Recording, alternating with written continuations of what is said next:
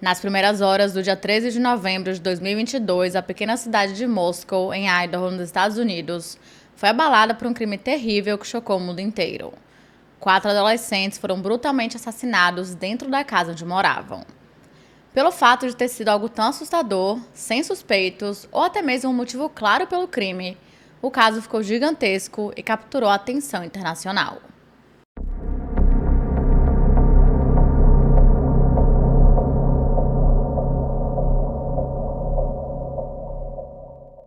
Oi, gente! Sejam bem-vindos ao meu canal. Se você é novo por aqui, eu costumo falar sobre casos criminais reais ou outras histórias. Então, se você gosta desse tipo de conteúdo, não se esqueça de se inscrever e deixar o seu like, que é muito importante para a divulgação do canal. Principalmente se você faz aí isso logo no comecinho do vídeo, tipo agora. E caso você tenha uma sugestão de casos criminais, mitos, lendas ou basicamente qualquer tipo de história, incluindo creepypastas, é só enviar para o nosso formulário que tá aqui na descrição que eu tento trazer o mais rápido possível. Mas eu já estou falando demais, então chega de blá blá blá e vamos pro caso de hoje.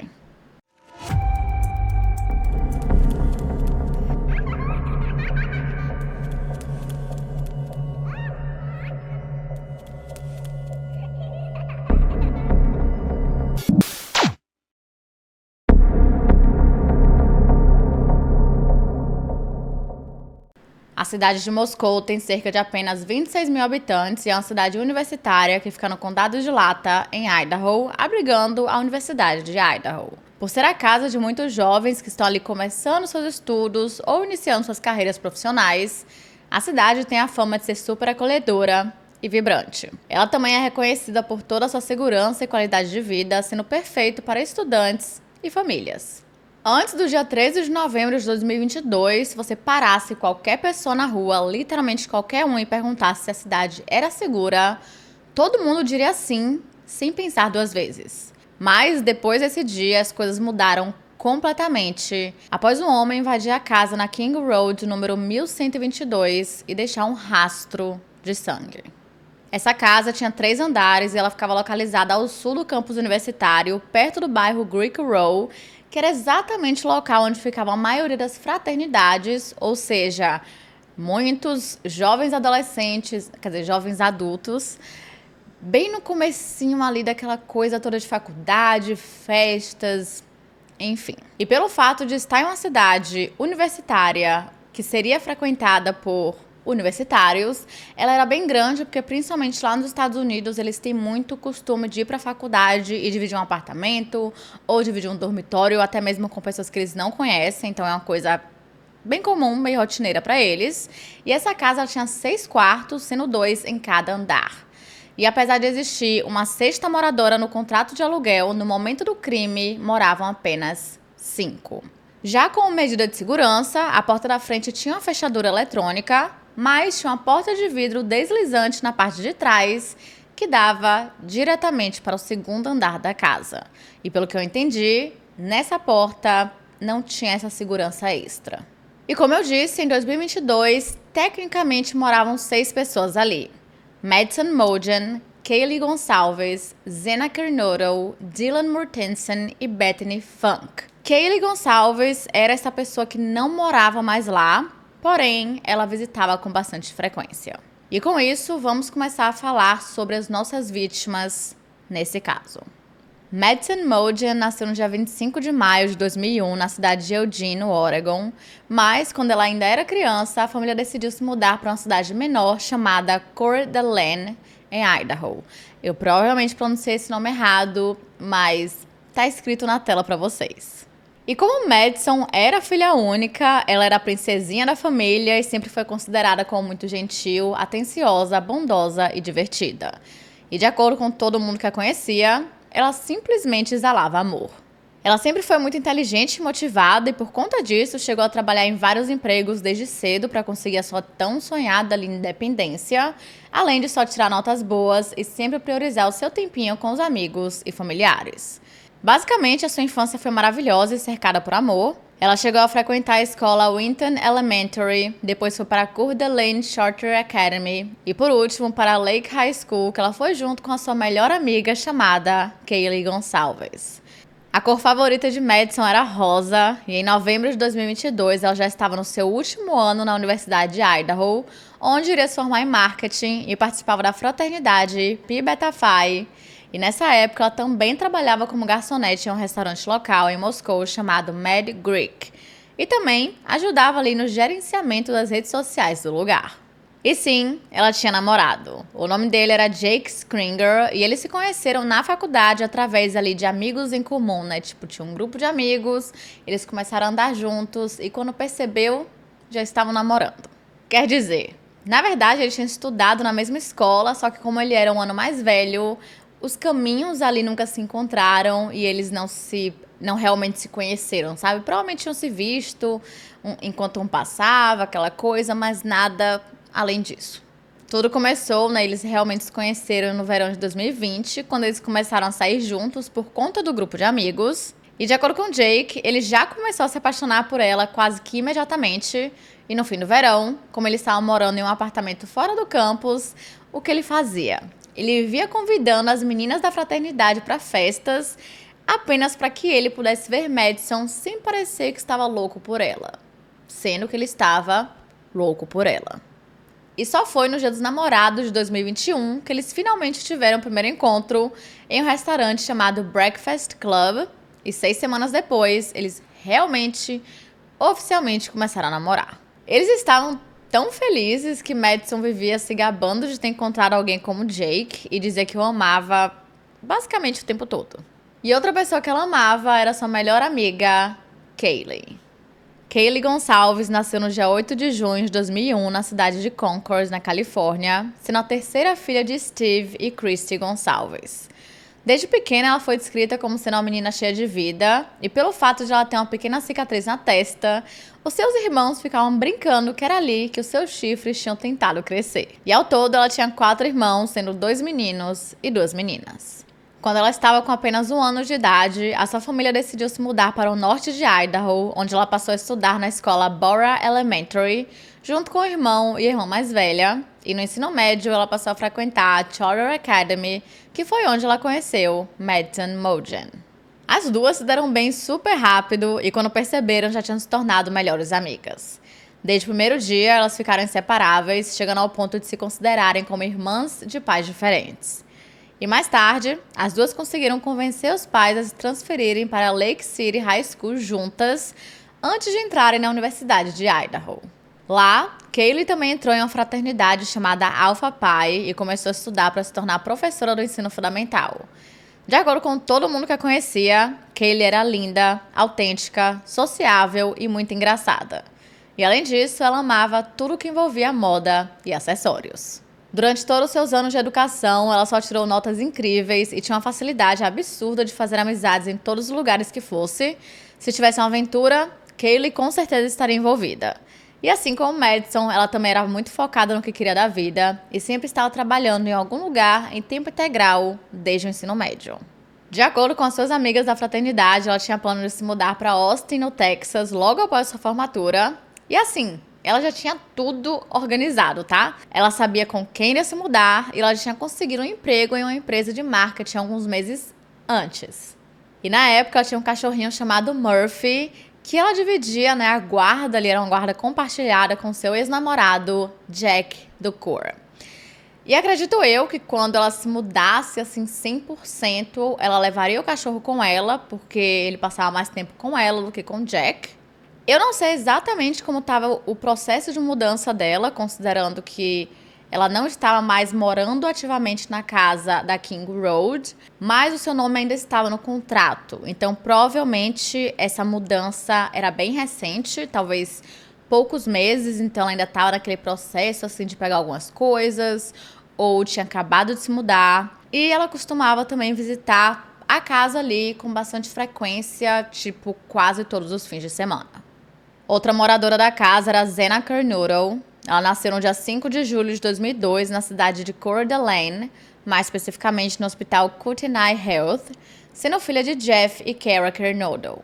E ela também tinha uma irmã mais velha chamada Jasmine. E a vida de Zena não foi fácil. Quando ela ainda era muito pequena, seu pai foi preso por conta de problemas envolvendo substâncias ilícitas e a sua mãe também foi presa por um tempo. A situação era tão complicada que as meninas tinham que passar períodos morando com parentes e, eventualmente, passaram a morar oficialmente com a tia chamada Kim. No meio tempo, a mãe das meninas continuou lutando com o vício e todas as consequências da sua dependência. E um tempo depois, o seu pai conseguiu, recuperar sua vida e, por conta disso, as filhas voltaram a morar com ele. E a nova vida era completamente diferente do que tinha sido no começo da vida de Zena. Jeff realmente tinha conseguido dar a volta por cima e conseguiu abrir até a sua própria empresa de construção chamada Kernodle Construction. E agora ele conseguiu levar as meninas para férias em família, que era algo que eles nunca tinham nem feito antes. Zena cresceu na pequena cidade de Post Falls, em Idaho, e frequentou a Post Falls Middle and High School, onde se jogou nos esportes, participando do time de vôlei, atletismo e futebol até se formar em 2020. Ainda no ensino médio, ela chegou a trabalhar no restaurante Texas Roadhouse até entrar na Universidade de Idaho. Ela também entrou na fraternidade Pi Beta Pi e trabalhava com uma equipe de vendas na empresa Vendel Solutions. Um tempo depois, ela passou a trabalhar meio período em outro restaurante chamado Mad Greek, em Moscou, e tinha um cachorro chamado Shoeshine.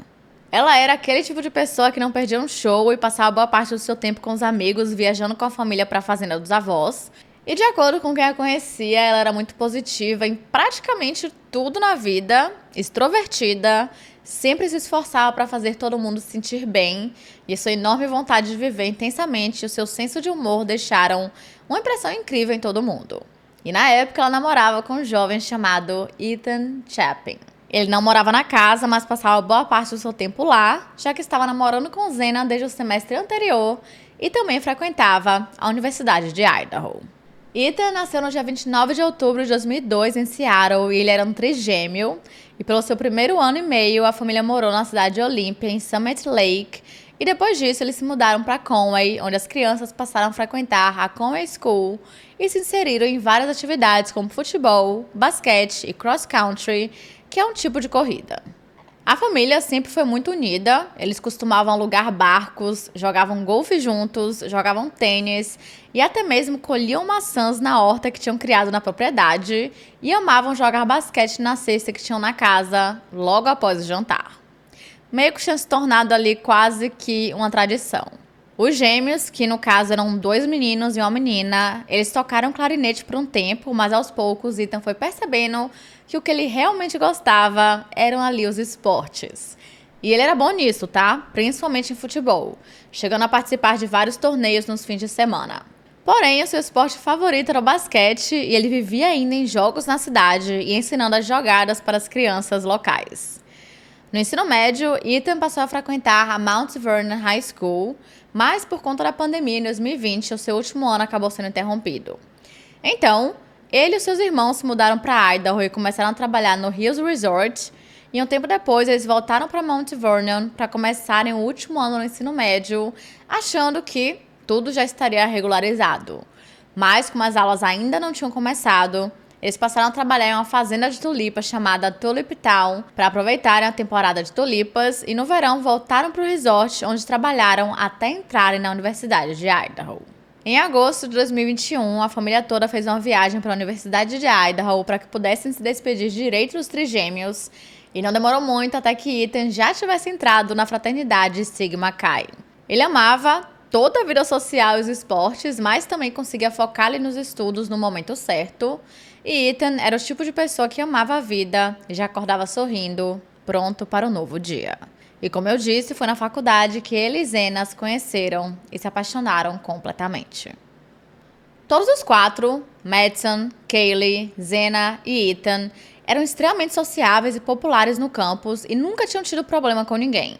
No dia 12 de novembro, eles até postaram uma foto juntos, onde pareciam alegres e felizes. Porém, algumas horas depois, eles perderiam as suas vidas de uma forma absurdamente brutal. Nessa noite, a cidade de Moscou estava bem agitada, considerando que o time local de futebol americano, chamado Vandals, estava jogando a sua última partida da temporada. Ou seja, tinham jovens adultos indo e vindo o tempo inteiro, além de várias festas nas fraternidades, ou até mesmo nas casas onde eles moravam, para que todo mundo pudesse comemorar o fim da temporada juntos. Uma dessas festas aconteceu na fraternidade de Ethan, na Sigma Chi, que ficava na rua Nez Perce Drive, número 735, apenas meio quilômetro da casa de Xena. Então, o casal foi curtir um pouco a festa e depois disso ainda foram para a festa que estava acontecendo na casa da sororidade da irmã de Ethan. Não se sabe ao certo o horário que eles chegaram e saíram, mas sabemos que eles voltaram para a casa de Xena por volta das 1h45 da manhã, do dia 13 de novembro. Enquanto isso, Madison e Kaylee foram até um bar esportivo chamado Corner Club, que fica na esquina ali da Main e A Street, no centro de Moscou, por volta das 10 horas da noite, e saíram por volta das 1h30 da manhã.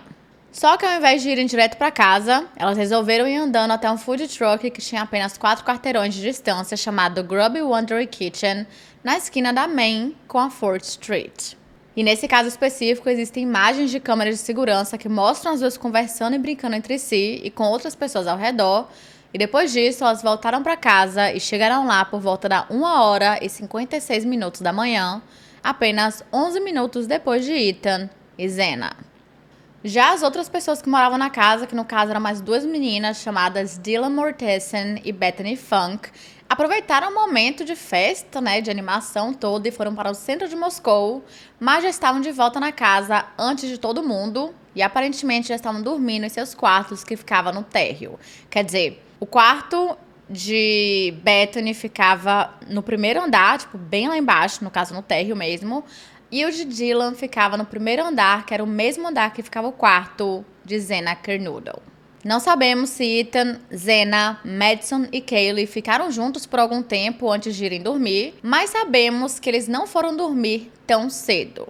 Entre 2h26 e 2h52 da manhã, Kaylee ligou para o ex-namorado Jack DeCour diversas vezes, mais especificamente 7 vezes durante esse período, mas ele não atendeu nenhuma delas, porque a esse ponto ele provavelmente já estava dormindo ou estava em alguma das festas. Entre 2h44 e 2h52, ela e Madison também fizeram mais 3 chamadas para outras pessoas que também não foram atendidas, provavelmente por conta do mesmo motivo, do horário, estava em festas, enfim.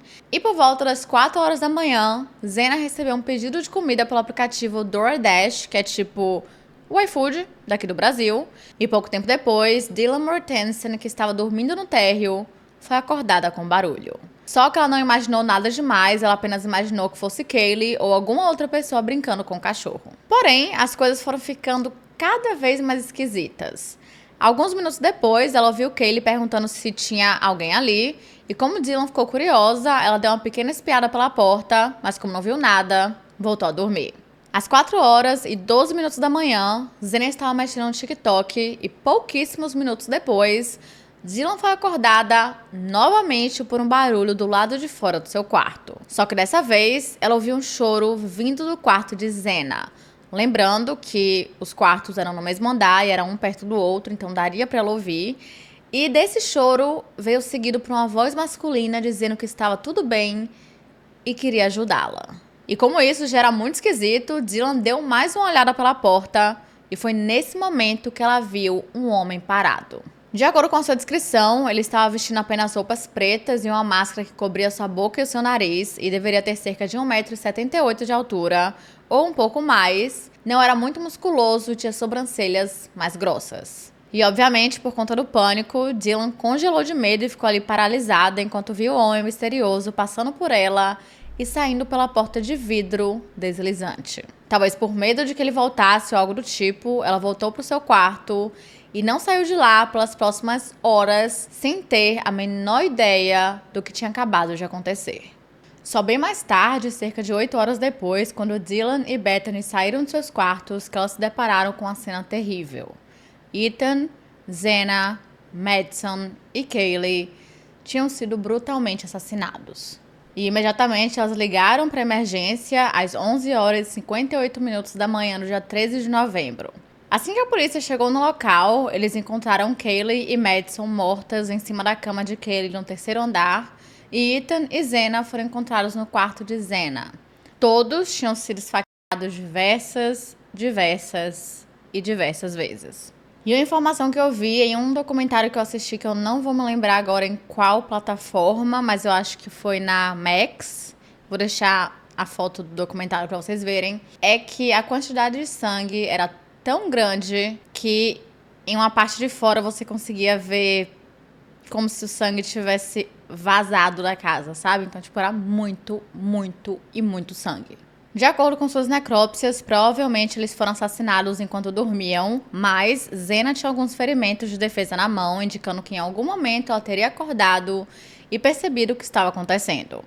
Além disso, não haviam sinais de agressão sexual em ninguém. A médica legista do condado de Lata, chamada Katie Mabbutt, chegou a afirmar que as mortes dos 4 jovens foram algumas das mais traumáticas que ela já viu e disse para os jornalistas que as paredes da casa estavam cobertas por sangue. E tudo isso, vindo de uma médica legista que já está meio que acostumada com isso, diz muita coisa. Algo que os policiais perceberam na cena do crime era que a porta da frente estava trancada e não tinha nenhum sinal de entrada forçada, fazendo com que eles acreditassem que o assassino tivesse entrado pela porta dos fundos, que dava diretamente no segundo andar, e que, até onde eu entendi, não estava trancada. A investigação do caso foi supervisionada pelo Departamento de Polícia de Moscou, só que assim, é um departamento extremamente pequeno. Só para vocês terem noção, o último caso de assassinato que eles tinham investigado tinha acontecido em 2015. E em 2022, tinham apenas 4 detetives no quadro de funcionários e 24 policiais de patrulha. E isso era a única coisa que eles precisavam, até pelo menos naquele momento, porque, como eu falei, a cidade era uma cidade pequena, uma cidade universitária, e esse tipo de coisa simplesmente não acontece. Por conta disso, da falta de preparo em algo tão grande, a Polícia Estadual de Idaho, o Gabinete do Xerife do Condado de Lata e o FBI se juntaram, todos juntos na investigação e ajudaram em tudo que podiam. E rapidamente o caso explodiu na mídia e a Universidade de Idaho enviou um aviso pedindo para que todos os alunos permanecessem onde estavam. Só que assim, tinha uma assassina solta e ninguém sabia se ele pretendia fazer mais vítimas, e eu nem preciso dizer para vocês que o medo foi instaurado com sucesso. Mas as autoridades batiam pé, firmes e fortes, de que esse era um incidente isolado e que não acreditavam que o homem misterioso iria atacar novamente. Mas como você explica isso para uma comunidade inteira sem liberar muitas informações? Complicado. Por conta disso e pela falta de informações divulgadas ao público logo no começo das investigações, algumas das famílias das vítimas ficaram bem irritadas com a falta de transparência do chefe de polícia de Moscou, chamado James Fry, e todo mundo estava sedento por um suspeito. 3 semanas depois, James manteve o seu discurso de manter novas descobertas em segredo, e isso, gente, é algo extremamente comum em casos tão grandes como esse. A gente sabe muito bem que se uma informação for vazada antes da hora, toda a investigação pode acabar sendo prejudicada e o que o suspeito faz? Ele pode fugir. E essa decisão, apesar de eu entender que as pessoas ficaram muito chateadas porque parecia como se a polícia não estivesse fazendo nada, foi a melhor escolha que eles fizeram, porque graças a isso e todo o trabalho árduo que eles tiveram, eles encontraram um suspeito relativamente bem rápido. Mas os detetives da internet não entenderam isso. Eles não entenderam que em uma investigação real as coisas não acontecem do dia para a noite. E decidiram criar as suas próprias teorias, sendo que muitas delas envolviam acusações seríssimas contra as famílias das vítimas, vizinhos, amigos, chefes e antigos namorados. Vários donos de negócios locais foram assediados diversas vezes por conta disso, enquanto tentavam lidar com a dor que eles mesmos estavam sentindo. Até sobreviventes que moravam na casa foram acusadas de estarem envolvidas no crime, sendo que elas também eram as vítimas, apenas pelo fato de que elas demoraram horas para realmente ligar para a polícia, mas até onde sabemos, uma estava dormindo e a outra estava paralisada de medo. E diferente do que muitos acreditavam, por trás a polícia estava trabalhando incansavelmente em busca de solução nesse caso. No início de dezembro, a polícia de Moscou anunciou que estava procurando por um carro Hyundai Elantra de cor branca, e eles chegaram nesse veículo em específico através das câmeras de segurança perto da casa dos jovens, pois elas mostravam esse carro estacionando em frente à casa da King Road e saindo rapidamente da área. E piora. Muito. O mesmo carro passou pela casa por volta das 3h30 da manhã, indo em direção aos apartamentos Queen, onde ele deu uma volta e retornou para King Road, descendo lentamente pela rua com os faróis baixos. Entre 3h30 e 4h da manhã, ele chegou a passar pela rua 3 vezes, e após a terceira passagem em saída, o motorista teria pegado a rua Taylor Road, talvez para ganhar tempo, e então retornado. Poucos minutos após as 4h da manhã, o motorista desligou o carro e entrou na casa. E por fim, às 4h20 da manhã, o carro saiu da rua em alta velocidade. Porém, a imagem era muito ruim para identificar o homem misterioso e até mesmo para ler a placa do carro. Depois dessa descoberta, o chefe de polícia, James Fry, realizou diversas coletivas de imprensa e a pressão da mídia só aumentava cada vez mais. No meio tempo, a polícia estava trabalhando loucamente e analisando várias câmeras de segurança da cidade inteira para tentar descobrir quem era o dono do sedã branco. Eles sabiam muito bem que se o encontrassem, automaticamente, eles também encontrariam o assassino. Além dessa pista bombástica, eles também tinham uma evidência muito importante encontrada na cena do crime. Mais especificamente, ao lado do corpo de Madison Mogen, que era a bainha de uma faca da marca K-Bar, que claramente não pertencia a nenhum dos moradores. Então, lá foram eles tentar descobrir mais informações sobre isso.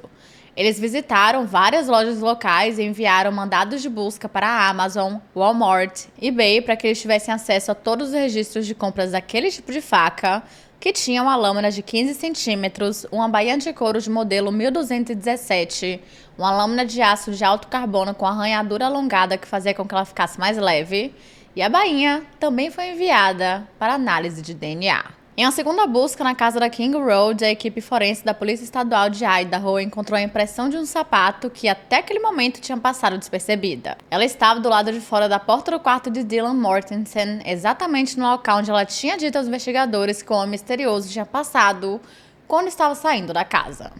E a ciência forense é tão incrível que essa pegada só foi encontrada porque os peritos usaram amido black, que é um corante específico, que reage com as proteínas sanguíneas, tornando-as azul escuras. Mas, mesmo assim, ainda tinha ali um longo caminho até que essas evidências realmente levassem ao suspeito.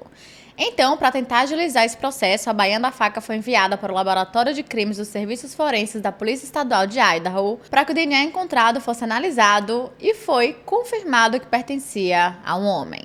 O próximo passo era conectar esse DNA ao criminoso e descobrir a sua identidade. Eles chegaram a jogar esse perfil de DNA no CODIS, que é o Sistema Combinado de Índices de DNA, ou seja, um banco de dados, mais especificamente um banco de dados bem famoso.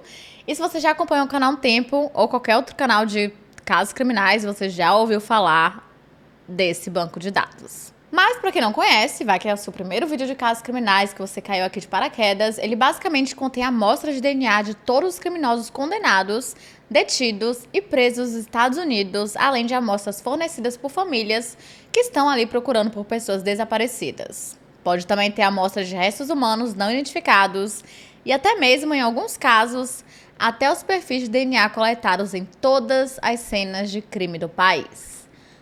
Pois é. Porém, adivinha, o DNA do nosso criminoso aqui não bateu com nenhuma das mais de 20 milhões de amostras do banco de dados. Com isso, a equipe submeteu a amostra em um serviço comercial de genealogia genética, que a gente tanto ama, com a esperança de conseguir uma correspondência com algum parente que tivesse utilizado o serviço. Enquanto todo esse processo estava sendo feito, a população estava enlouquecendo, basicamente. Todo mundo queria falar sobre isso, não importando se estavam repassando informações reais ou falsas. Vocês provavelmente se lembram desse caso na mídia, acredito eu que a grande maioria aqui já conheça e até mesmo tenha acompanhado na mídia na época, e vocês devem ter visto a loucura e o caos que foi.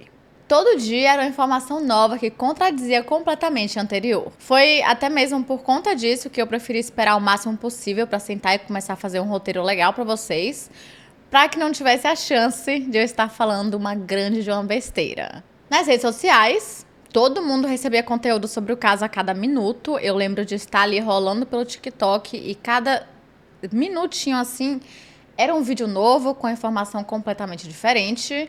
E a cobertura mais rápida e até mesmo compulsiva começou no site Reddit e no 4chan, que são sites de fóruns, e depois disso a história foi se espalhando para um grupo no Facebook chamado Os Assassinatos da Universidade de Idaho, discussão de caso. Até que chegou nas outras grandes plataformas como TikTok, Instagram, e acho que a última aí realmente foi o YouTube, porque geralmente aqui a gente traz uma coisa mais completa, né, um formato mais longo, então demora um pouco mais. A internet ela pode ser ótima em vários casos, mas nesse aqui definitivamente não foi. Esses detetives da internet, eles estavam vasculhando tudo, né, assim, até as profundezas da internet por pistas e até criavam perfis falsos para perseguirem quem eles acreditavam serem suspeitos, sem nenhuma prova real disso. De acordo com os fóruns do 4chan, eles acreditavam que os assassinatos tinham sido uma vingança por alguma briga de fraternidade, sendo Ethan Chapin o alvo principal. E pouquíssimo tempo depois, eles já tinham criado vários links entre alguns estudantes e as vítimas e chegaram ao extremo de os ameaçarem de morte. As sobreviventes do ataque também foram alvo, como eu falei pra vocês, e muitos não conseguiam entender como que elas tinham sobrevivido e por que tinham demorado tanto tempo para ligarem para a polícia ou para emergência. E a gente precisa entender, eu vou repetir isso mais uma vez, que nesse tipo de situação, cada pessoa vai reagir de forma diferente. Tem gente que reage e tem gente que paralisa de medo, o que claramente foi o caso delas. Elas não tinham absolutamente nenhuma garantia de que o assassino não voltaria para terminar o serviço. A gente está muito acostumado com a internet, onde temos uma facilidade absurda de conseguir informações, que muitos não entendem que um processo de investigação não acontece rápido. Até esse momento, a polícia ainda não tinha falado quase nada sobre a investigação para o público, porém, no final de novembro, eles já tinham um suspeito em mente. E ainda levaria mais um mês para que qualquer pessoa fora da investigação soubesse disso. Porque a última coisa que eles queriam era que o suspeito percebesse que estava sendo vigiado e fugisse.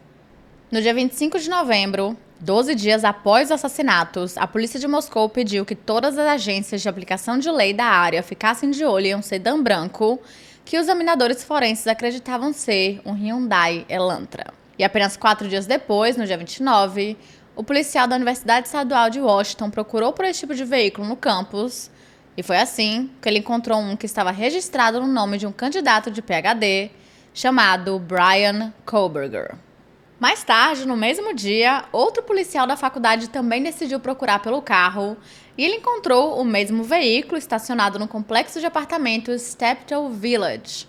E, curiosamente, apesar de ter placas de Washington na frente e atrás, os registros mostravam que no dia dos crimes o veículo estava registrado na Pensilvânia, onde não era necessário ter placa frontal. Ou seja, Brian, o dono do carro, tinha mudado o registro pouco mais de uma semana antes. Suspeito. Imediatamente, essa informação foi encaminhada para a polícia e eles deram ali uma olhada na sua carteira de motorista, onde mostrava que ele era um homem branco, com cerca de 1,82 m de altura, pesando 83 quilos e que tinha sobrancelhas bem grossas.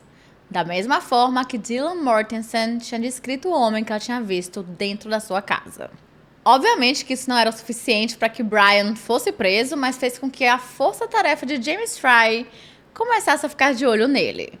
E foi aí que as coisas foram ficando bem esquisitas. Vamos lá. Após conseguirem o número de Brian, eles jogaram o seu número no banco de dados e descobriram que ela tinha sido criada, né, o número tinha sido criado pela companhia telefônica AT&T, e com isso conseguiram um mandado de busca para conseguir identificar todos os números que tivessem ido para King Road no momento aproximado dos assassinatos. A equipe esperava que o celular de Brian o colocasse no local dos crimes. Porém, curiosamente, eles encontraram o oposto. Acontece que entre 3 horas e quase 5 horas da manhã do dia 13 de novembro, o celular dele não apareceu em nenhuma torre, o que significa que o aparelho estava desligado. O que eu não sei vocês, mas é um horário bem estranho para se desligar um celular. Mas até aí tudo bem. Vai que ele quis desligar o telefone exatamente nessas 2 horas. A intimação inicial da AT&T tinha coberto apenas as torres mais próximas da casa dos estudantes, só que como houve aí essa ausência de informações sobre o paradeiro de Brian durante aqueles horários, eles conseguiram um mandado mais amplo para que conseguissem todos os registros entre os dias 12 e 14 de novembro. Ou seja, o dia anterior e o posterior aos crimes. E quando os resultados ficaram prontos, foi confirmado que apenas naqueles 2 momentos que o celular estava desligado, confirmando que Brian tinha desligado o aparelho intencionalmente por algum motivo. Mas não só isso. Também foi mostrado que às 2 horas e 47 minutos da manhã do dia 13 de novembro, ele estava indo para longe do seu próprio apartamento e depois foi para o sul através da cidade de Pullman quando seu celular parou de dar sinal, indicando que foi desligado ou colocado no modo avião.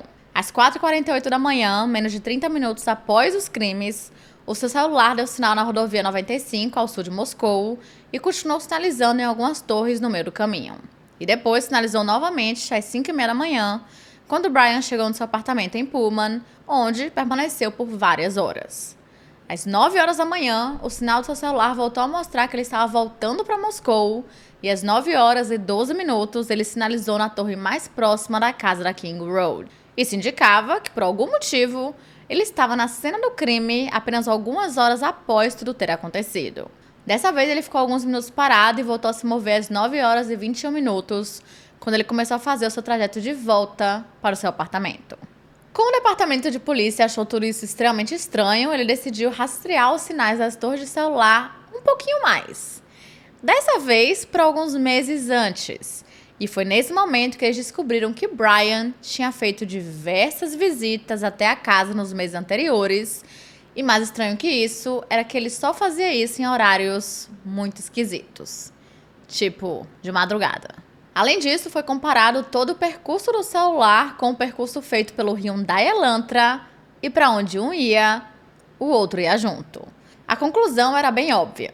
Bryan Kohberger tinha saído do seu apartamento, desligado seu celular, dirigido até a casa dos adolescentes, onde ele provavelmente matou Kaylee Goncalves, Madison Mogen, Zena Kernodle e Ethan Chapin. Depois de tudo isso, ele fugiu, mas ao invés de seguir pelo mesmo caminho que tinha feito na ida, que duraria cerca de 12 minutos, ele decidiu ficar dando várias voltas, talvez para despistar a polícia, e só chegou em casa 1 hora depois. E por fim, algumas horas depois, ele voltou à cena do crime.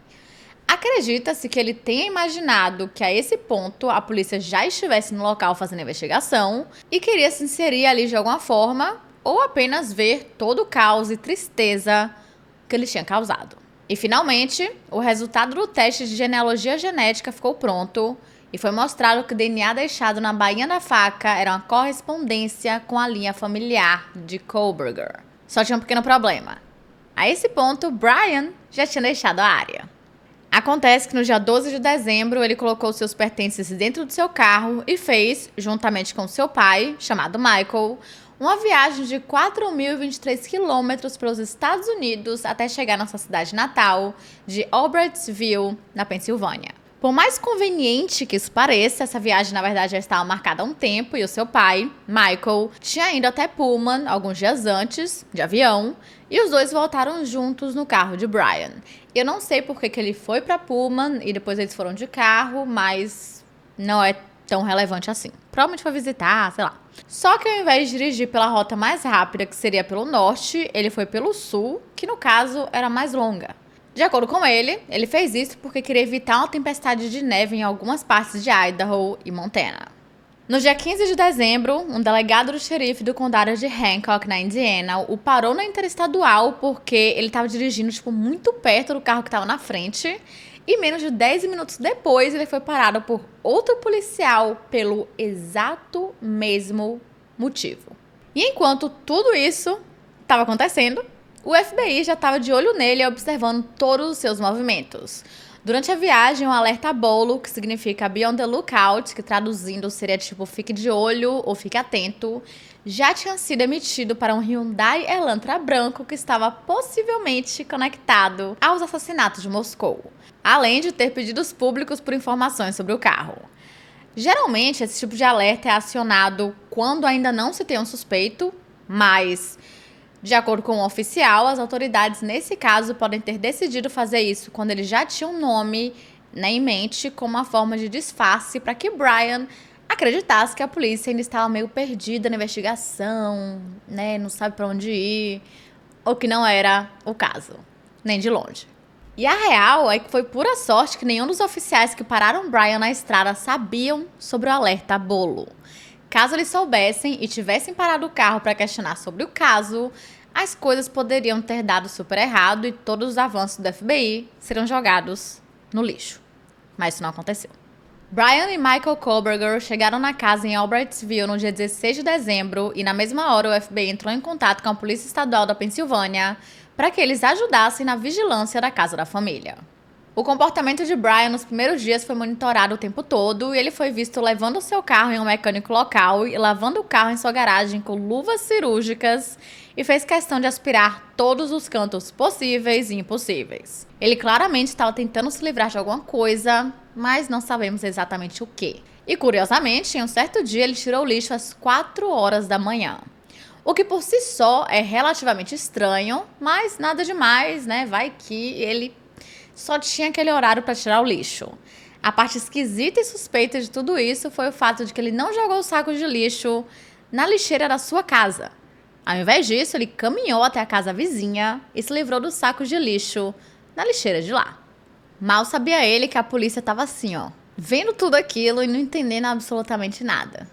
E, obviamente, assim que a equipe de vigilância viu tudo aquilo, eles esperaram Brian voltar para casa e pegaram sacos como evidências e os enviaram para análise no laboratório criminal estadual que ficava fora da cidade de Boise. Nesses sacos incluíam amostras de DNA de Michael Koberger, que, de acordo com o laboratório de criminalística, era uma correspondência paterna com o DNA encontrado na bainha da faca que foi deixada na cena do crime, ao lado do corpo de Madison Mogen.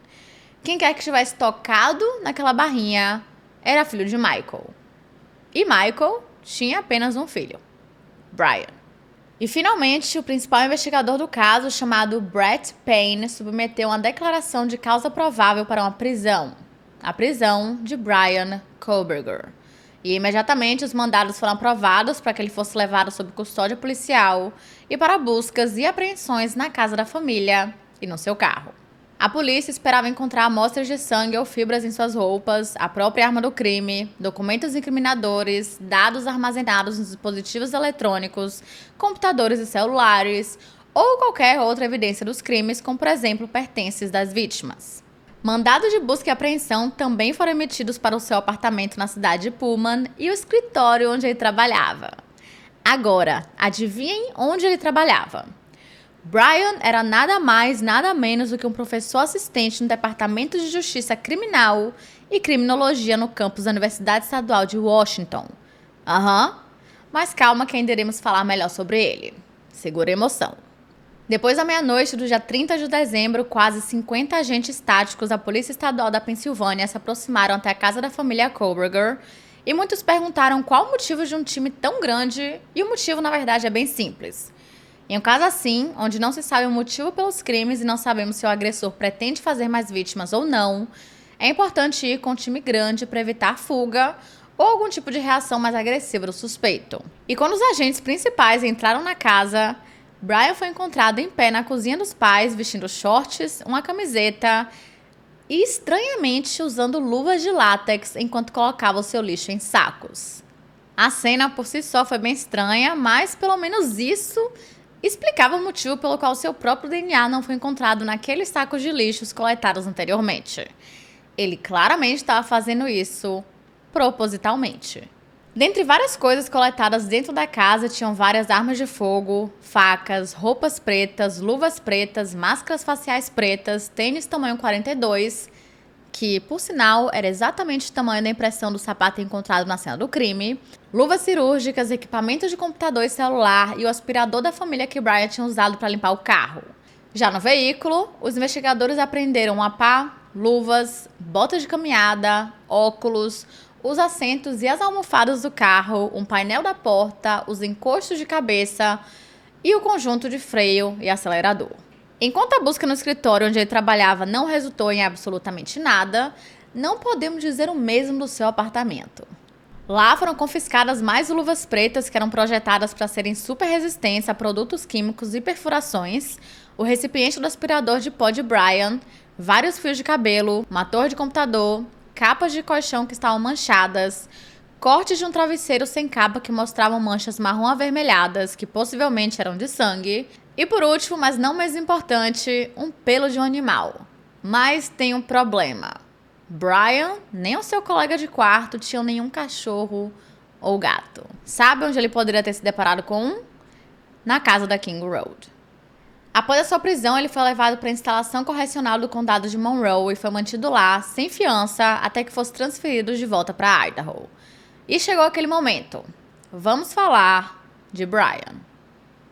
Brian Christopher Kohberger nasceu em novembro de 1994 na região das Montanhas Pocono, no condado de Monroe, na Pensilvânia, e era o terceiro filho de Michael e Mary Ann Kohberger, que trabalhavam para o sistema escolar local de Pleasant Valley. E uma coisa só para deixar bem claro, que eu falei lá em cima que ele era filho único, no caso ele era o único homem, tá? No caso era o nosso suspeito, era um homem misterioso.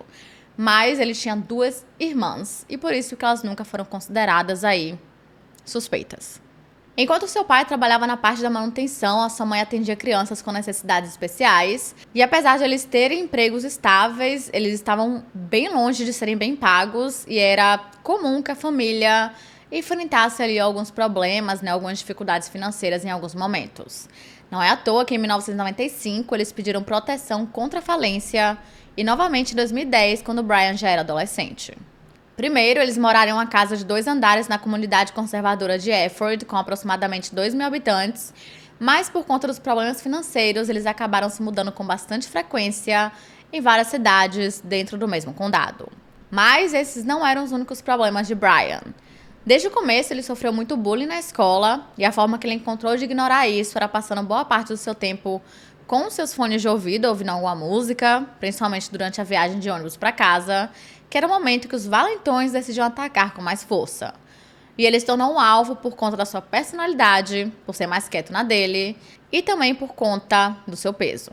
No final do ensino fundamental, sua imagem corporal já estava lhe afetando muito, tanto na sua confiança em geral, como em sua vida social, que era praticamente inexistente. Ele já era naturalmente socialmente desajeitado e não tinha nem um pouco de facilidade em se encaixar com o resto dos adolescentes da sua idade. E por conta disso, ele não tinha muitos amigos, passando boa parte do seu tempo sozinho, e não tinha muita sorte com as garotas. Quando ele tentava flertar com alguma delas, nunca ia muito bem, porque todo mundo o achava estranho. Mas ele sempre quis ser parte do grupo popular. De acordo com entrevistas feitas pelo Idaho Statesman com um de seus amigos mais próximos da época, chamado Thomas Orntz, os dois eram muito desajustados socialmente, do tipo que ficavam sempre sozinhos e costumavam caminhar pela floresta ou ficavam em casa jogando videogame. E Brian sempre foi mais espirituoso e sempre percebia coisas que os outros demoravam para perceber ali, e por conta disso Thomas gostava muito dele, pelo menos no começo. Thomas sempre soube que Brian queria mais. Ele queria a aceitação da galera popular, um corpo de atleta e, quem sabe, uma futura carreira como Ranger do Exército ou um policial. Só para vocês terem noção, quando ele ainda estava ali no ensino médio, ele já tinha começado a fazer aulas de aplicação da lei no Instituto Técnico e de Carreira de Monroe, que no caso em inglês seria Monroe Career and Technical Institute. Já tinha também começado a fazer exercícios de forma meio obsessiva, com direito a aulas de kickboxing, corrida e uma mudança bem drástica em sua alimentação. Só que com a sua mudança física também veio ali uma mudança de personalidade. Pra pior. Antes ele era mais quieto, agora ele tinha uma língua bem afiada. Tão afiada que isso começou a irritar Thomas, basicamente um dos únicos amigos que ele tinha. Além disso, Brian sempre queria ser o melhor em tudo, seja na parte física quanto na parte intelectual, mas para isso ele achava que precisava diminuir as pessoas ao seu redor e fazer com que elas se sentissem inseguras. Eventualmente, ele parou de andar com seus poucos amigos e começou a andar com os populares que costumavam fazer bullying com ele quando ele tinha alguns quilos a mais. Antes, ele era uma das vítimas do bullying. Agora, ele era um dos valentões. De acordo com algumas pessoas que o conheciam na época, foi por volta desse período que ele começou a ficar estranho perto das garotas. Mais estranho. Antes ele era esquisito porque se perdia nas palavras, ficava meio sem jeito, era tímido. e não sabia direito como chegar em alguém, só que agora ele era mais agressivo. Se ele gostava ou estava interessado em alguma menina e ela não estava, ele não conseguia entender o porquê ou simplesmente não aceitava que ela dissesse não. Pois é, ele era esse tipo de cara. E tinha mais. Enquanto ele passava por essa transformação, aparentemente ele também estava lutando há anos com uma condição neurológica rara que aos poucos ia mexendo com a sua mente. A condição, que é conhecida como síndrome da neve visual, às vezes faz com que tudo no campo de visão de uma pessoa apareça dentro de uma névoa de estática, que nem uma tela de TV antiga quando o sinal tá ruim.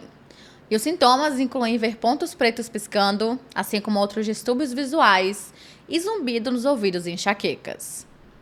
Ainda quando ele era adolescente, ele chegou a postar em uma comunidade de fóruns online chamada Tapa Talk, que ele era atormentado por essa névoa mental, como se tivessem demônios em sua cabeça, zombando dele constantemente.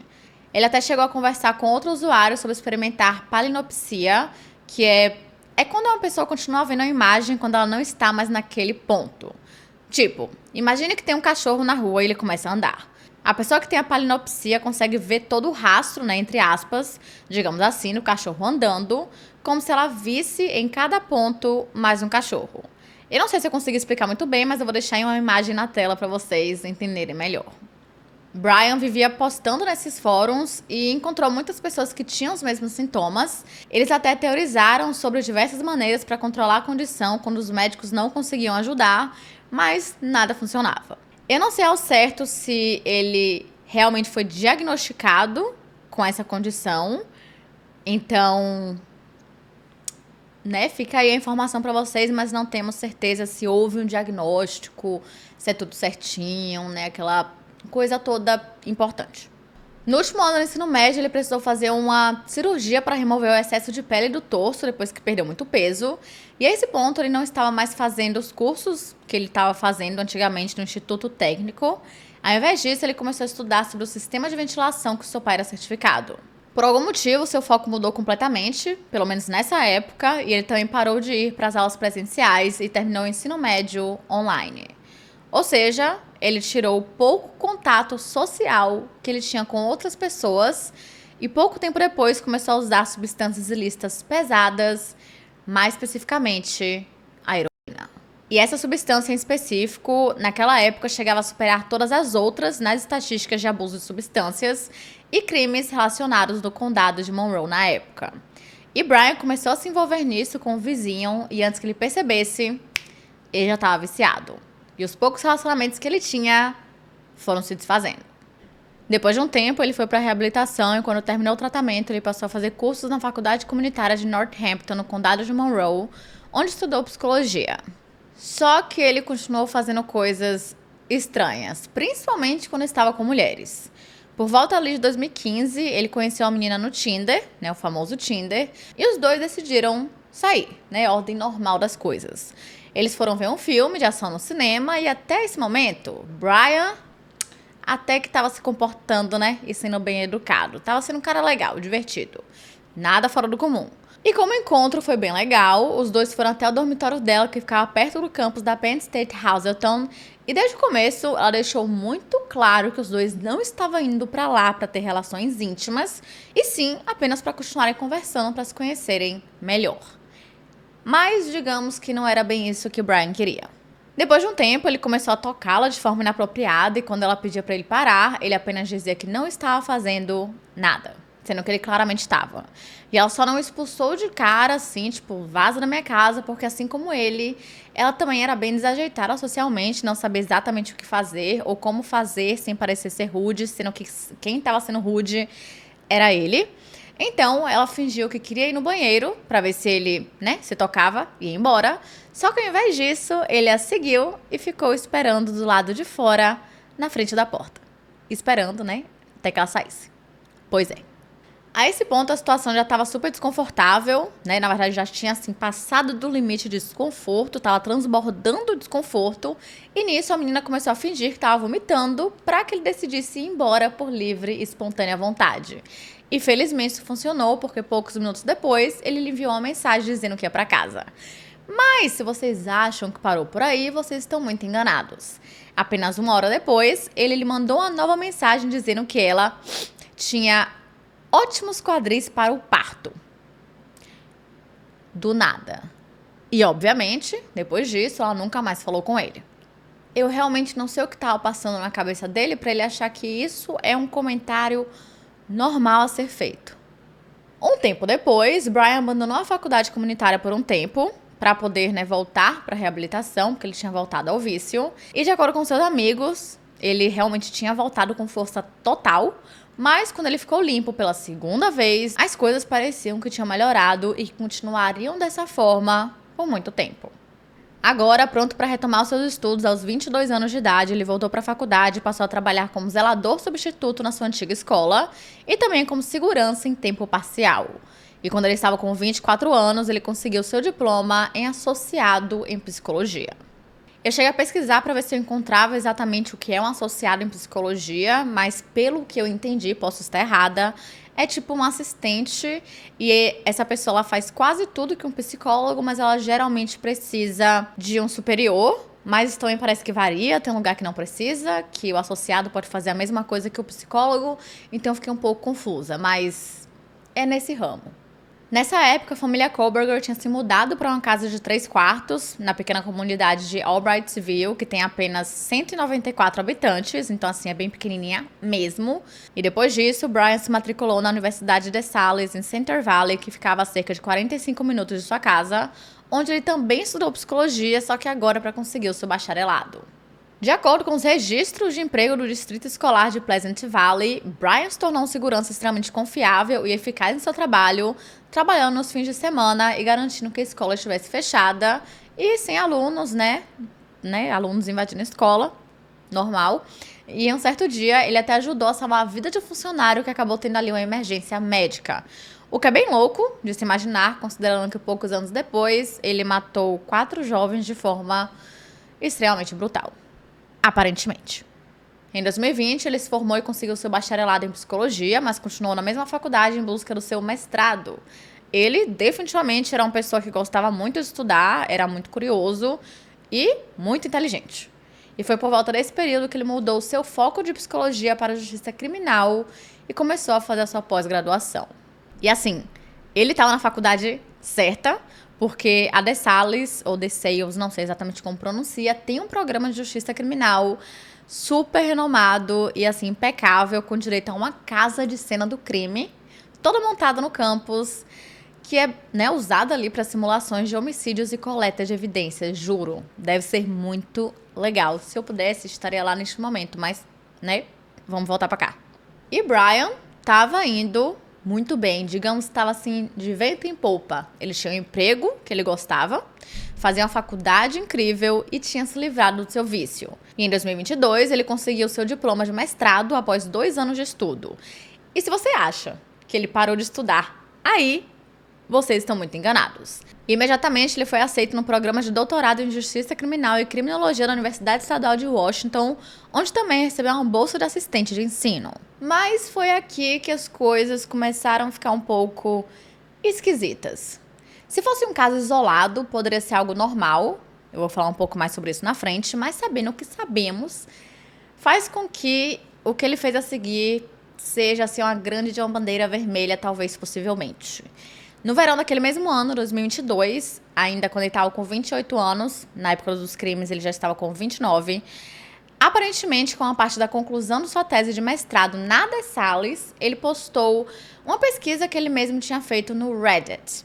Nessa pesquisa, ele pedia que os criminosos participassem desse projeto, respondessem as perguntas com sinceridade, porque ele estava tentando entender como as emoções e os traços psicológicos influenciam na tomada de decisão no momento de cometer um crime. Ele basicamente queria saber exatamente como esses criminosos planejavam tudo e como se sentiam após o crime.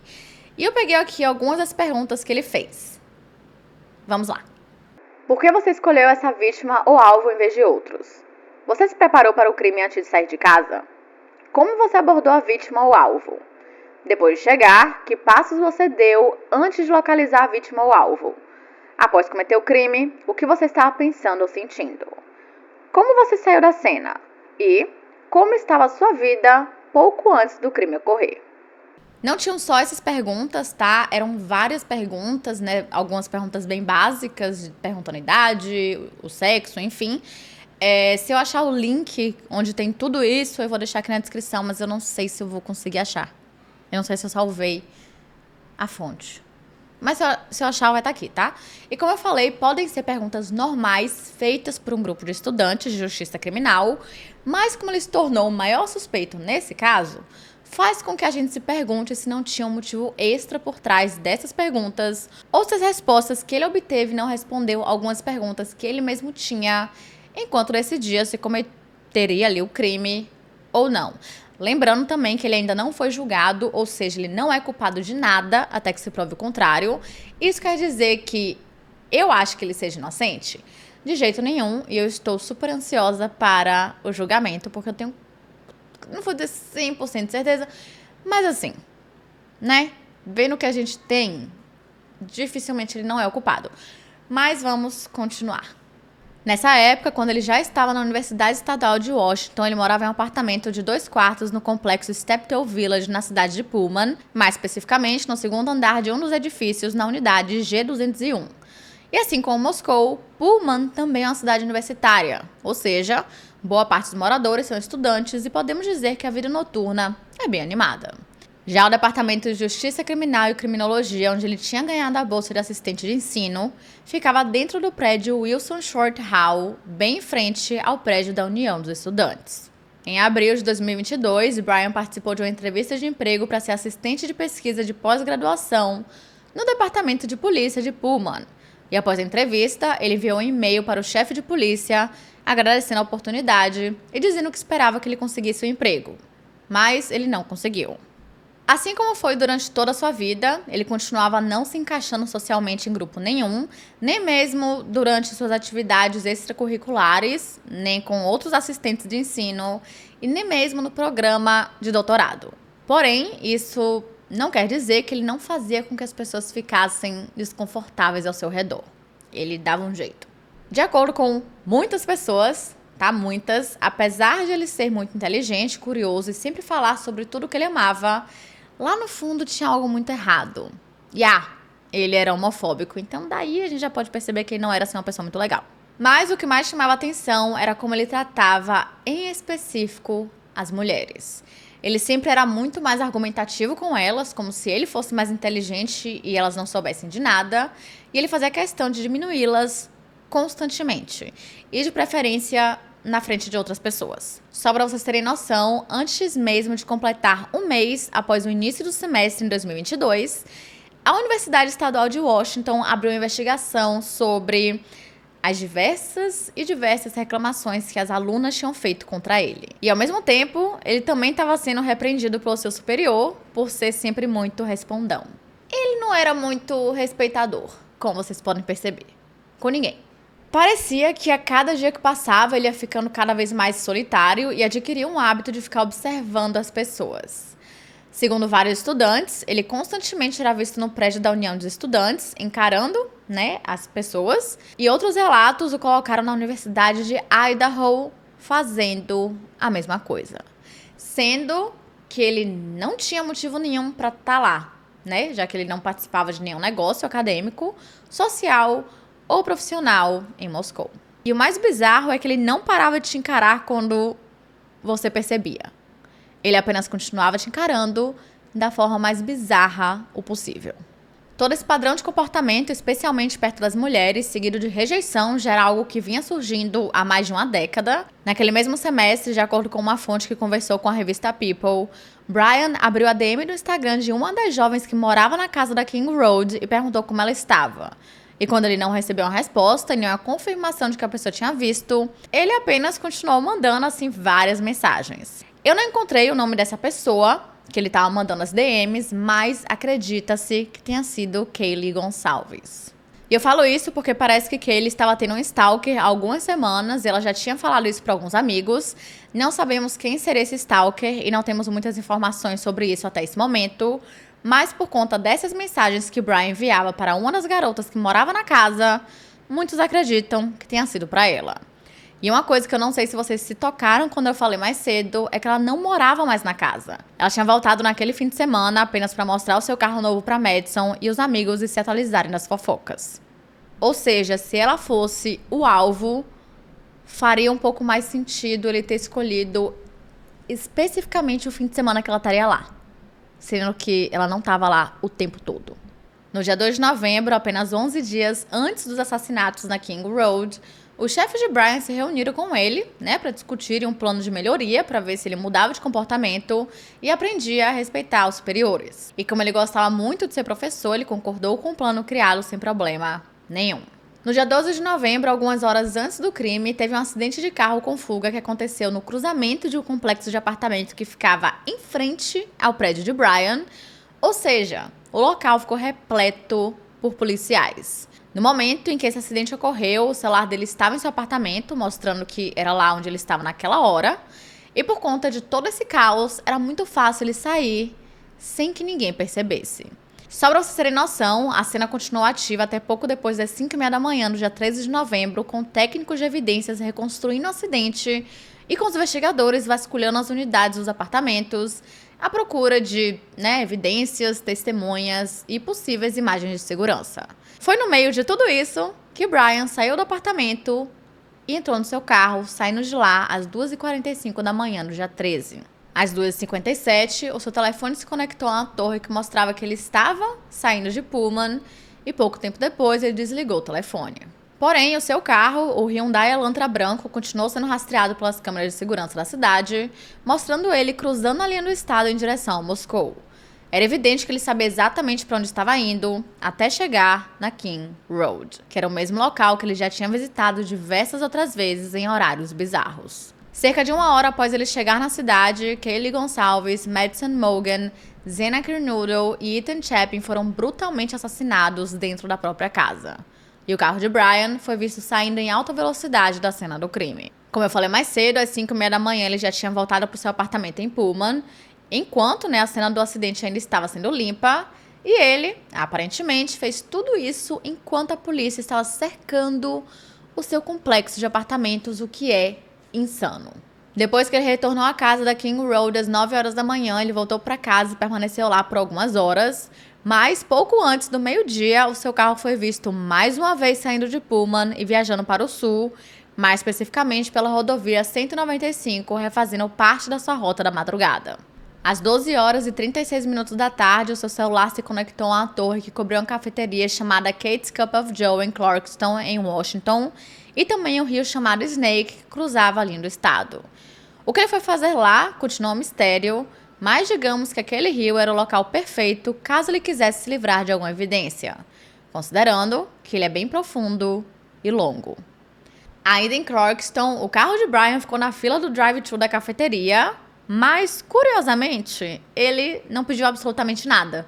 E nesse meio tempo, a polícia finalmente chegou na casa da King Road e encontrou os corpos dos 4 jovens. Pouco tempo depois, Brian continuou dirigindo até chegar em uma loja de alimentos chamada Albertsons, onde estacionou e passou cerca de 15 minutos lá dentro. As imagens das câmeras de segurança o mostram caminhando pela loja e passando pelo caixa, mas infelizmente não dá pra ver o que ele comprou, exatamente o que ele comprou ali. Ele saiu do estacionamento da loja após 1 hora da tarde e novamente desligou o celular ou colocou em modo avião, e só 4h30 depois que o seu celular voltou a se conectar a uma torre. Dessa vez na comunidade agrícola de Johnson, na estrada de volta para o seu apartamento em Pullman, seguindo ali a mesma rota que ele tinha feito após os assassinatos. Lembram da rota mais longa? Então. E agora, meus amigos, no total, existiam mais de 7 horas não contabilizadas naquele dia. Nessas 7 horas, não fazemos a menor ideia de onde Brian estava e o que diabos ele estava fazendo. Uma coisa que é importante ressaltar é que todos esses locais que ele passou tinham cobertura. Então, esse não pode ser um caso onde ele apenas ficou sem sinal. Ele desligou o celular por livre e espontânea vontade. Isso é um fato. Apenas 4 dias depois, após os crimes, a grande maioria dos estudantes de Pullman e de Moscou estavam morrendo de medo porque ainda existia um assassino à solta. E por conta disso, muitos começaram a arrumar suas coisas e saíram das cidades mais cedo, pro feriado de Ação de Graças. Só que como todo o senso de segurança que existia nessas cidades já tinha se perdido, muitos nem voltaram. Enquanto isso acontecia, aparentemente Brian foi para uma consulta médica perto do seu apartamento e estava super animado e sociável. Que, pra ele, isso era super fora do comum. Mas não só isso. Ele, no geral, parecia muito mais relaxado e tranquilão, e até mesmo suas políticas de avaliação em suas aulas mudaram. Antes, ele era o tipo de professor mega rigoroso que raramente dava nota 10 para alguém, e agora ele tava assim, distribuindo nota máxima para todo mundo. Ele também começou a aparecer nas aulas com aparência meio desleixada, sendo que ele costumava ir todo arrumadinho e sem um fio de cabelo fora do lugar, e passou a chegar atrasado com bastante frequência. E talvez a parte mais esquisita de tudo isso foi que ele não falou absolutamente nada sobre os assassinatos. O que, assim, para um doutorando em justiça criminal que vivia se gabando sobre a sua inteligência e fazia questão de falar sobre direito penal e os casos criminais o tempo todo, ele se manter quieto em relação a um dos maiores crimes dos últimos anos, que tinha acontecido, tão perto de onde ele morava, era absurdamente esquisito. Mas calma, ele só ficou quieto com seus colegas de faculdade, com a galera que provavelmente estava mais animada para falar sobre esse assunto. Não animada, mas interessada. Porque com seus vizinhos ele só falava sobre isso de forma animada e serelepe, como se fosse uma boa notícia. No dia 7 de dezembro, Brian teve outra conversa com seus superiores e eles concordaram que ele realmente tinha melhorado, mas ninguém conseguia entender muito bem o motivo. Tinha sido uma coisa meio repentina, digamos assim. Mas isso não durou por muito tempo, visto que apenas alguns dias depois, ele voltou a ter atritos com um dos seus chefes. E eram, assim, discussões bem acaloradas, com trocas de palavras nada legais. Depois disso, os superiores começaram a planejar o cancelamento da sua bolsa de assistente de ensino. E Brian não estava no momento que eles decidiram isso, mas no dia 11 de dezembro, eles lhe enviaram um e-mail solicitando uma nova reunião. E alguns dias após ele chegar na Pensilvânia com seu pai, a sua bolsa foi cancelada. E como sabemos, no dia 30 de dezembro de 2022, ele finalmente foi preso no condado de Monroe.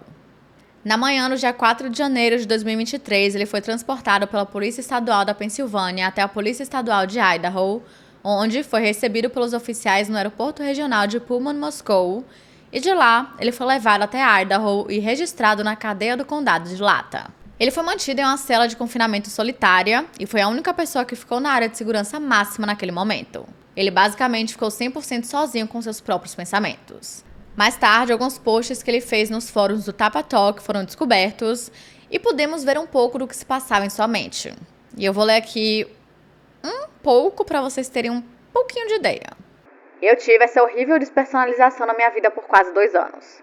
Muitas vezes me pego fazendo interações humanas simples, mas é como se eu estivesse jogando um jogo de RPG. Eu me sinto como um saco de carne orgânica sem valor próprio. Estou começando a ver todos assim. Tudo que eu já fiz não faz sentido. Como as coisas ficaram assim? Como estou vestindo essa camisa? E quem decidiu que os humanos devem usar camisas como essa? Somos todos apenas animais avançados com posses, ou a mais do que eu posso ver. Eu não consigo me conectar. Eu vejo tudo como se estivesse jogando Oblivion, sem sentido e cheio de nada, fora da realidade. Enquanto minha família se abraça e celebra, eu estou preso nesse vazio de nada, sentindo completamente nenhuma emoção, sentindo nada. Eu me sinto sujo, como se houvesse sujeira dentro da minha cabeça, minha mente. Eu sou sempre tonto e confuso. Sou inteligente, mas me sinto o oposto. Digo coisas que não quero dizer. Enquanto abraço minha família, olho em seus rostos. Não vejo nada. É como se eu estivesse olhando para um videogame, mais menos. É como se eu tivesse um grave dano cerebral. Estou preso nas profundezas da minha mente, onde tenho que constantemente lutar contra meus demônios. Estou aqui ou sou falso? Sinto-me escapando. Ouço gritos vagamente, mas constantemente luto para me afastar disso. Penso no meu pai, que homem bom ele é. Como eu o trato mal por causa dessa condição e não consigo suportar. Agora olho no espelho e vejo esse homem doente, cansado, inútil e estúpido no espelho. Ele é uma completa desgraça. Ele nem merece viver. Lembro-me de quando eu tinha 15 anos. Eu vagava sozinho às 2 da manhã. Tudo era tão genérico. Nenhum lugar parecia ser lá. Eu via coisas que não estavam lá, uma realidade diferente. Eu me sentia estranho sozinho. Eu morri durante aquelas noites. Eu me sentia como um criminoso. Mas onde está o meu registro? Enquanto ele ficava preso na sua própria mente, a Polícia Estadual de Idaho continuou processando as evidências retiradas do seu apartamento, identificando todos os itens e vários documentos encontrados. De 2 armários que tinham na parede norte da entrada, foram recuperadas uma única luva nitrílica, que é aquela que a gente usa para lavar os pratos e limpar a casa, aquela de cozinha, além de recibos das lojas Marshalls e Walmart, o coletor do aspirador de pó que ele tinha e possíveis fios de cabelo que foram encontrados em uma vassoura, dentre muitos outros itens. No dia 5 de janeiro, Bryan Kohberger fez a sua primeira aparição no tribunal, onde a juíza Megan Marshall lhe informou sobre todas as acusações contra ele, que incluíam entrada ilegal na residência da King Road e 4 acusações de homicídio em primeiro grau. E pela gravidade dos crimes, sim, ele estava elegível à pena de morte. Ele também não teve direito à fiança, novamente por conta da gravidade dos crimes, e foi enviado para a custódia do Estado até que uma nova audiência fosse realizada uma semana depois, para decidir sobre o seu cronograma de julgamento. E, obviamente, ele recebeu uma ordem de restrição, impedindo que ele tentasse entrar em contato com os sobreviventes e com os membros das famílias das vítimas. No dia 12, ele foi levado mais uma vez para o tribunal, onde foi decidida a data de uma audiência preliminar obrigatória, que é basicamente, pelo que eu entendi, um mini julgamento no qual o juiz nomeado pode ter ali uma noção de como o caso pode acabar se desenrolando com o tempo e decidir se existem evidências suficientes para que eles sigam em frente e que realmente aconteça o julgamento, ou simplesmente descartar as acusações. No caso, as acusações continuaram. A próxima aparição de Bryan no tribunal foi no dia 26 de junho de 2023, mais de 5 meses depois, e a juíza Marshall emitiu uma ordem de silêncio impedindo a discussão pública do caso por qualquer membro ali da aplicação da lei ou do sistema judiciário, ou também qualquer outra entidade associada ao caso, como membros da família, das vítimas, e seus representantes. E ela decidiu fazer isso porque o interesse da mídia estava gigantesco e ela queria manter a integridade do caso o máximo possível e tentar conseguir um júri imparcial lá na frente, no julgamento. Que aí, amigo, já é um outro problema que eles estão lutando até hoje. Ou seja, por conta disso, ninguém fora dos envolvidos sabiam o que estava acontecendo e quais eram todas as evidências contra Bryan Kohberger. Tudo que o público sabia era o que tinha sido liberado na affidavit, que é uma declaração juramentada, que mostra apenas as evidências necessárias, suficientes, para convencer o juiz a assinar o mandado para levar o suspeito sob custódia. Esse documento não precisa listar tudo, apenas o suficiente para a causa provável. Exatamente pela falta de informação pública, muitas pessoas passaram a acreditar que Bryan é inocente. E muitos acreditam até hoje. Eu comecei a pesquisar ali os posts no Reddit. E assim, tem muita gente que acredita que ele é inocente. Existe uma infinidade de posts falando sobre isso. E o que acontece? Por conta das coisas que ele passou na vida, como o bullying, a rejeição das garotas e o vício, muitos o veem como uma alma torturada que foi jogada no meio de tudo isso. E pela primeira vez na sua vida, ele até começou a receber cartas de amor. Pois é, romântico. Esse ano, 2024, o Tribunal do Condado de Lata confirmou ao portal NBC News que o julgamento de Bryan Kohberger está agendado para começar no dia 2 de junho de 2025. E durante uma audiência no dia 27 de junho, o juiz distrital John C. Judge disse que ele acredita que o julgamento vai durar cerca de 3 meses, incluindo a sentença, caso isso aconteça. E nesse momento, tá tendo toda a movimentação para ver se o julgamento realmente vai acontecer no condado de Lata ou em outro, visto que caso aconteça no mesmo condado em que os crimes aconteceram, ele dificilmente vai ter um processo justo. Os seus advogados estão tentando mudar para o condado de Ada, ainda em Idaho, mas nada é certo, ainda está tendo todo um vai e volta. Essas coisas geralmente demoram. E esse caso chegou a ser paralisado por alguns meses, no meio de várias moções, por conta da localização do julgamento e quais evidências poderiam ou não ser incluídas. Mas, finalmente, temos uma data, talvez essa data mude, não sabemos, mas eu acredito que o julgamento vai acontecer realmente sim, em 2025, mas talvez não seja em junho, talvez seja, sei lá, em agosto. E dito isso, essa aqui é apenas a primeira parte, a segunda eu só vou lançar ano que vem, depois que todo o julgamento acabar. E é bem possível que muitas coisas novas apareçam, tá? Tipo assim, muita coisa nova. Geralmente, em vários casos que eu trago aqui no canal e tiveram julgamento, boa parte das informações saíram do julgamento, né? Por conta de testemunhas, falam com familiares, a gente descobre um pouco mais sobre a pessoa, às vezes até mais sobre as vítimas e possivelmente o motivo. Em uma declaração à NBC News, logo após a confirmação dessa data do julgamento, a família de Kaylee Gonçalves chegou a dizer o seguinte: Hoje foi um bom dia. Conseguimos definir uma data para o julgamento e as coisas parecem estar avançando. Esperamos que o julgamento permaneça no condado de Lata para não atrapalhar a ordem de programação e estamos rezando para que não haja mais atrasos. Hoje nos aproximamos um pouco mais da justiça por Kaylee, Maddie, Zena e Ethan. E agora o que nos resta é esperar. E é isso, gente. Esse foi o caso de hoje. Não se esqueçam de se inscreverem e deixarem o seu like, que é muito importante para a divulgação do canal. E caso vocês tenham uma sugestão de casos criminais, mitos, lendas, ou basicamente qualquer tipo de história, incluindo creepypastas, é só mandar aqui no formulário, aqui na descrição, que eu tento trazer o mais rápido possível. Então é isso. Até o nosso próximo vídeo.